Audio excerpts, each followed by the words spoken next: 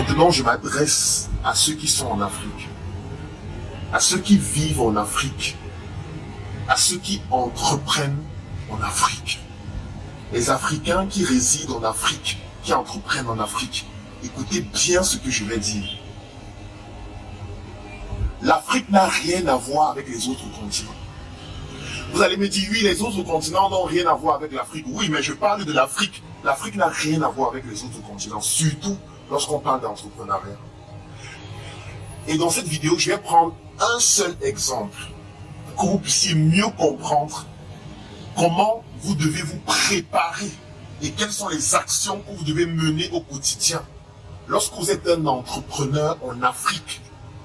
Je ne parle pas de ceux qui viennent en Afrique une fois par an, 2 fois par an, 6 fois par an, et qui se baladent, qui voyagent tout le temps pour faire le tourisme. Je ne parle pas de ceux qui font le tourisme.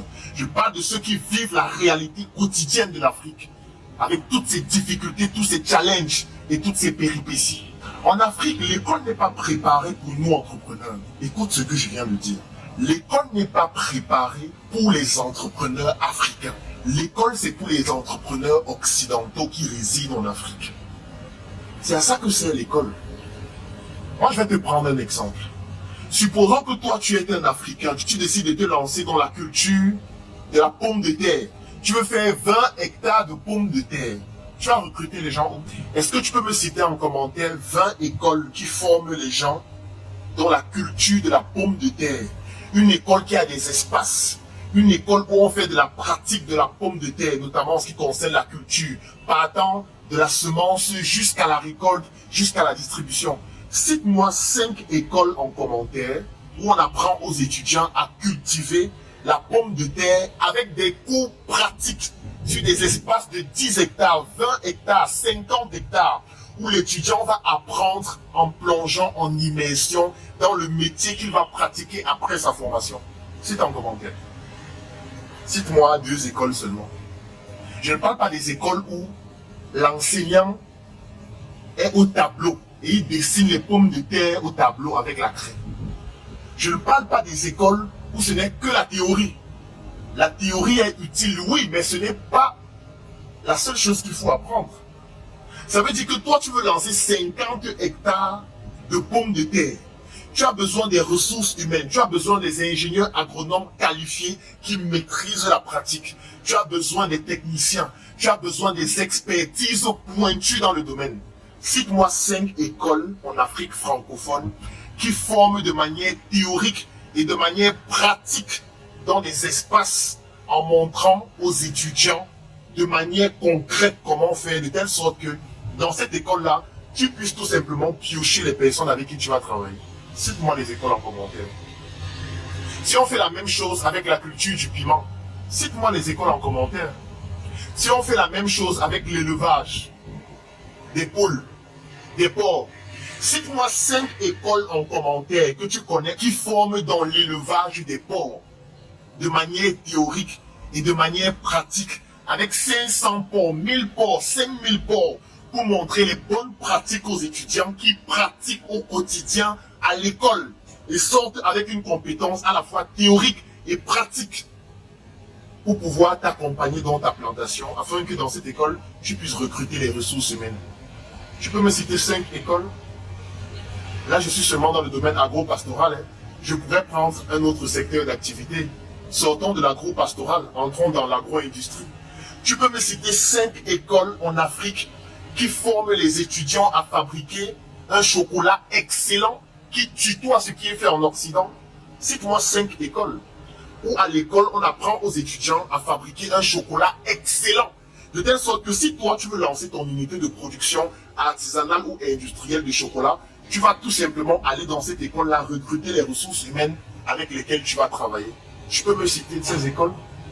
Tu peux me citer les écoles où on apprend aux étudiants à fabriquer de manière optimale le yaourt, un yaourt de qualité qui n'a rien à envier par rapport au yaourt qui vient de l'étranger, de l'Occident? Cite-moi 5 écoles. Je ne parle pas des écoles où il n'y a pas de laboratoire.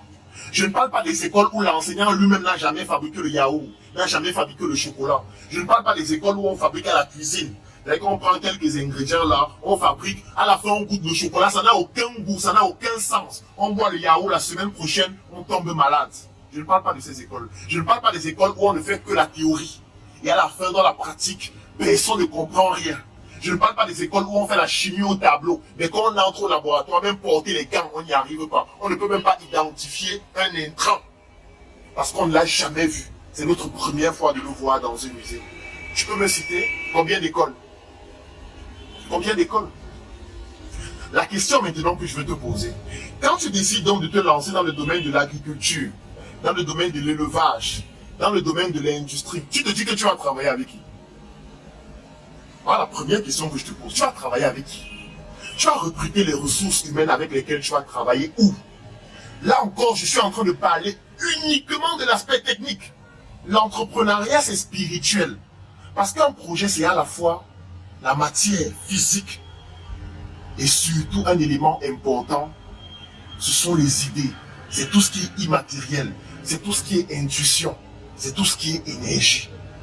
C'est cette corrélation qu'il y a, ou alors cette relation entre l'énergie et la matière qu'on appelle la spiritualité, que vous allez transférer dans votre projet. Donc je ne parle pas encore de l'idéologie que tu veux mettre au sein de ton entreprise. Je ne parle pas encore de la culture d'entreprise. Je ne parle pas encore du mindset. Je ne parle pas encore de la vision. Je ne parle pas encore de tous ces autres éléments. Je parle uniquement de l'aspect technique. Où est-ce que tu vas recruter des gens qui ont des compétences techniques pour t'accompagner dans ton projet? En fait, en Afrique, au quotidien, tu seras obligé de les former toi-même. Ce qui n'est pas le cas en Occident. En Occident, tu as des écoles pointues en agronomie, où il y a la théorie et la pratique. La pratique est tellement pointue au point où il y a même la recherche et le développement au sein des écoles. C'est tellement pointu au point où à l'école, tu peux déjà déposer un brevet. Ça veut dire que tu es à l'école, tu fais des recherches à l'école, dans le laboratoire pointu de l'école, qui a les matériaux de dernière technologie. Et au sein de l'école, tu peux déposer un brevet parce que l'école a prévu que tu puisses avoir un bureau pour déposer ton brevet dans l'école. Tu n'es pas obligé de sortir de l'école pour le faire. Au Cameroun, en Côte d'Ivoire, tu peux me citer le nom de 5 entreprises qui font dans la recherche et le développement pointu dans le domaine de l'agroalimentaire, dans le domaine de l'industrie globalement, dans le domaine de l'agriculture, dans le domaine de l'élevage. Quand je dis pointu, ça veut dire qu'on le crie au tableau. Ça veut dire qu'on a un matériel pointu, on a des compétences pointues, on a des enseignants pointus qui maîtrisent la théorie et la pratique et qui sont capables de faire des études scientifiques pointues, qui publient des travaux scientifiques pointus chaque année, qui déposent des brevets chaque année et qui mettent donc à la disposition des industriels leurs recherches, leurs découvertes pour permettre à ces industriels-là de pouvoir être compétitifs par rapport à ce qui est fait ailleurs. En Afrique, tu peux me citer 5 écoles qui le font. 2 écoles. En Occident, il y en a dans tous les quartiers. Ça veut dire que quelqu'un, par exemple, qui est aux États-Unis actuellement et qui voudrait lancer une unité de production de chocolat, retrouver les ressources humaines, ce sera très facile. Il peut les retrouver par mail.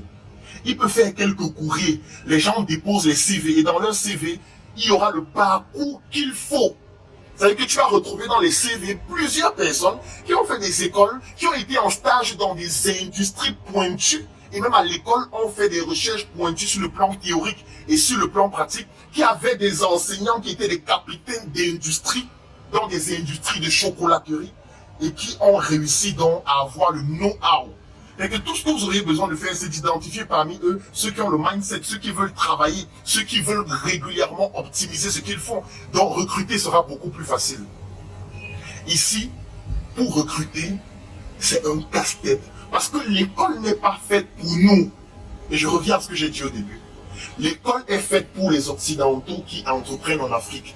Les programmes scolaires, tributaires de l'époque coloniale, ont été préparés pour former les fonctionnaires, pour former les employés qui vont venir au sein des administrations, juste faire de la paperasse.